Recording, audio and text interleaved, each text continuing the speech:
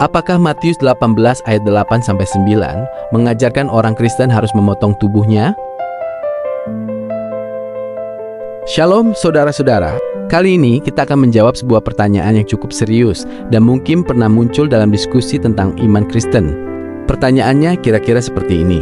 Kalau Alkitab sendiri mengatakan dalam Matius 18 ayat 8-9 bahwa tangan, kaki, bahkan mata harus dipotong atau dicungkil apabila membuat seseorang jatuh ke dalam dosa, apakah itu berarti orang Kristen yang benar-benar menaati Yesus harus masuk surga dengan tubuh yang terpotong-potong? Bahkan ada yang kemudian mengatakan kalau orang Kristen tidak benar-benar memotong tangan atau mencungkil matanya ketika berdosa, berarti ajaran Alkitab itu kosong, mustahil diterapkan, dan hanya menjadi teori. Nah, apakah benar demikian? Apakah Yesus sungguh-sungguh sedang memberikan perintah agar para pengikutnya melakukan mutilasi terhadap tubuh mereka? Atau sebenarnya ada maksud yang jauh lebih dalam dari perkataan Yesus tersebut? Mari kita melihat teksnya dengan hati-hati. Dalam Matius 18:8-9, Yesus berkata, "Jika tanganmu atau kakimu menyesatkan engkau, penggalah dan buanglah itu. Karena lebih baik bagimu masuk ke dalam hidup dengan tangan atau dengan kaki yang buntung daripada dengan utuh kedua tangan dan kedua kakimu dicampakkan ke dalam api yang kekal." Kemudian ayat 9 berbicara tentang mata. "Dan jika matamu menyesatkan engkau, cungkilah dan buanglah itu. Karena lebih baik bagimu masuk ke dalam hidup dengan bermata satu daripada dengan bermata dua dicampakkan ke dalam api neraka." Kalau kita membaca kalimat ini secara sekilas dan terpisah dari konteks, memang terdengar sangat ekstrim. Tangan dipotong, kaki dipotong, mata dicungkil. Lalu kita mungkin bertanya, apakah ini benar-benar perintah literal dari Yesus?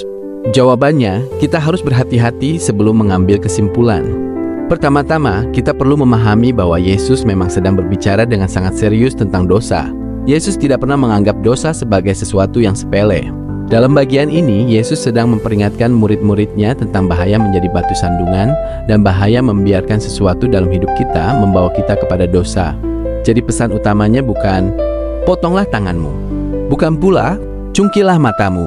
Pesan utamanya adalah, jangan biarkan apapun dalam hidupmu menjadi penyebab engkau terus hidup dalam dosa. Yesus menggunakan gambaran yang sangat keras supaya para pendengarnya memahami betapa seriusnya masalah dosa.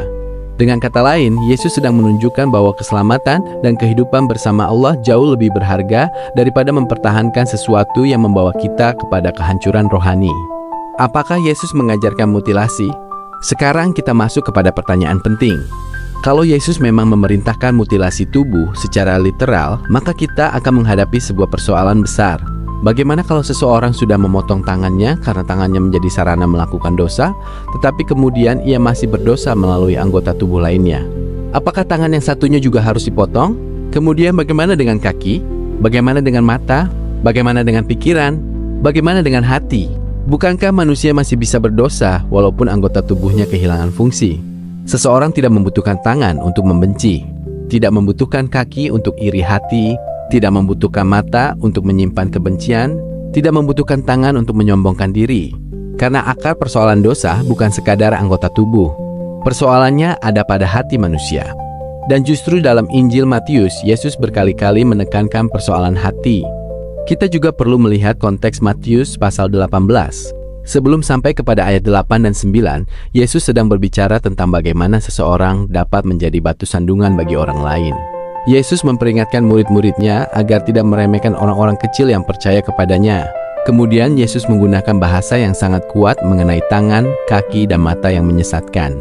Jadi konteksnya adalah seriusnya dosa dan seriusnya bahaya menyesatkan diri maupun orang lain. Yesus sedang menggunakan bahasa yang menggugah kesadaran. Ini bukan ajaran kosong. Justru sebaliknya, Yesus sedang mengatakan, kalau ada sesuatu dalam hidupmu yang terus membawa engkau kepada dosa, jangan bermain-main dengannya. Ada prinsip penting dalam membaca Alkitab. Kita tidak boleh hanya bertanya, apa arti kata ini secara harfiah? Kita juga harus bertanya, apa yang sedang dimaksudkan oleh penulis dan bagaimana gaya bahasa yang digunakan. Dalam pengajaran Yesus, kita menemukan berbagai bentuk bahasa yang sangat kuat. Misalnya dalam Matius 5 ayat 29-30, Yesus juga menggunakan ungkapan yang hampir sama tentang mencungkil mata dan memotong tangan. Apakah kita harus memahami bahwa Yesus sedang mendirikan sebuah aturan bahwa setiap orang Kristen yang melakukan dosa seksual harus mencungkil matanya? Kalau demikian, kita akan menghadapi konsekuensi yang sangat aneh.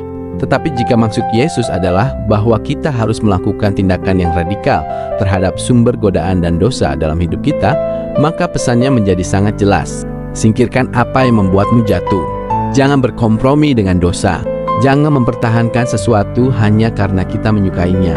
Apabila sesuatu itu sedang menghancurkan kehidupan rohani kita. Mari kita ambil contoh sederhana. Misalnya seseorang berkata, "Saya selalu jatuh ke dalam dosa ketika menggunakan media sosial." Apa yang harus dilakukan? Apakah dia harus memotong tangannya? Tidak. Tetapi mungkin dia harus menghapus aplikasi tertentu. Mungkin dia harus berhenti mengikuti akun tertentu. Mungkin dia harus membatasi waktu penggunaan. Mungkin dia harus menjauh dari lingkungan digital yang terus membawa dirinya kepada dosa. Atau seseorang berkata, "Setiap kali saya berkumpul dengan kelompok tertentu, saya selalu terdorong melakukan hal-hal yang tidak benar." Apakah kakinya harus dipotong? Tidak. Tetapi mungkin dia harus berani meninggalkan lingkungan tersebut. Itulah prinsip radikal yang sedang Yesus ajarkan. Potong sumbernya, bukan tubuhmu. Apakah ini berarti kita boleh mengabaikan ayat? Sekarang mungkin ada yang berkata, kalau begitu, bukankah kita sedang melemahkan perkataan Yesus? Bukankah kita memilih-milih ayat? Tidak.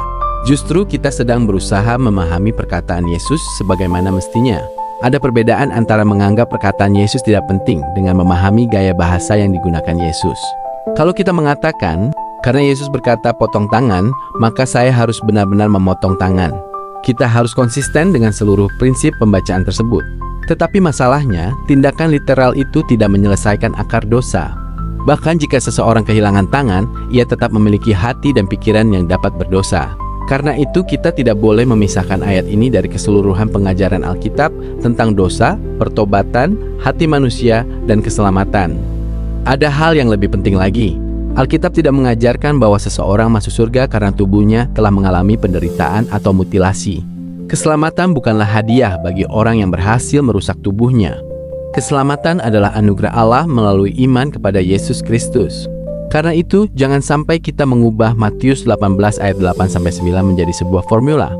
Potong tangan, lalu masuk surga. Itu bukan pesan Injil.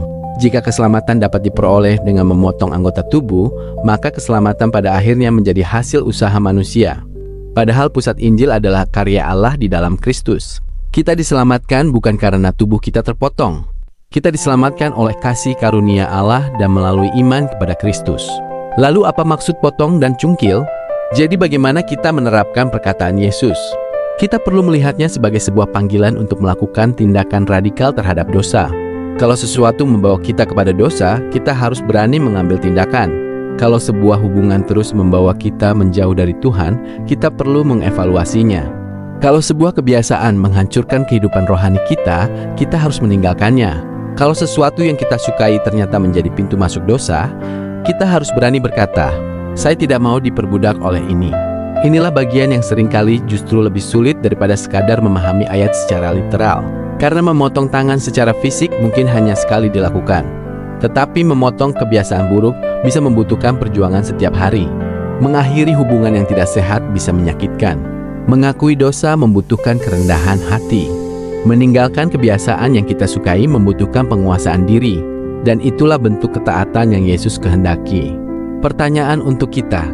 Jadi ketika kita membaca Matius 18:8-9, jangan hanya bertanya, apakah saya harus memotong tangan?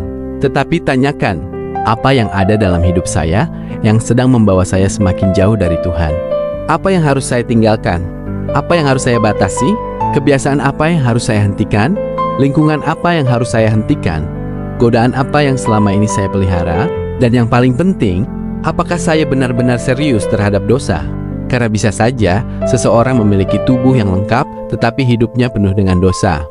Sebaliknya, seseorang dapat memiliki keterbatasan fisik tetapi hidupnya sungguh-sungguh menyerahkan diri kepada Tuhan. Jadi persoalannya bukan pada seberapa lengkap tubuh kita. Persoalannya adalah kepada siapa hati kita diserahkan. Jadi, apakah Matius 18 ayat 8-9 mengajarkan bahwa orang Kristen harus mati dan masuk surga dengan tubuh yang terpotong-potong? Tidak.